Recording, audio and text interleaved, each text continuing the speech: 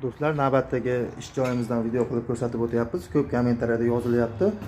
Ish jarayonini ham olib ko'rsatinglar deyapti. Mana xudo xolasa mana bitish jarayoni kelib qoldi, oz qoldi. Pollariga bu dushovoy zonamiz bo'lgan. Poliga polniy mozaika bostirdi. Mana hozirgina bosib bo'ldik. Hali shoplari yamalmagan. Ukulonlari mana trap o'rtaga bitta trap qo'yib ketganmiz. Ukulonlarni ko'rib turibsizlar. Ideal holatda. Xudo xolasa bir tomchi suv ham turmaydi. Pollari polniy mozaika bo'lyapti. Bu turbalarga e'tibor bermaysizlar. Bu eski montaj, bu eski hammomni qayta remont qilyapti. Hali bular ham yangilanadi. Montaj, tashqi montaj bo'ladi polniy. Shuning uchun hozir eski holatda turibdi. Devorlarni ko'rib turibsizlar. Polniy PVX paneldan bo'lgan. Bu yerga pechka o'rnaydi. Shuning uchun kafel bosib o'tganmiz. Pataloylari dekor plastdan bo'lgan. Bu yerda bitta portichka bor. Xudo xolasa shu jarayoniga yetib keldi.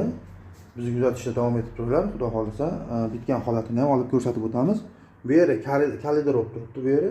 Bu yerda bitta avtomat kir mashina o'rnaydi. Rozetka qo'ysa Ariston ham bu yerga ilinadi.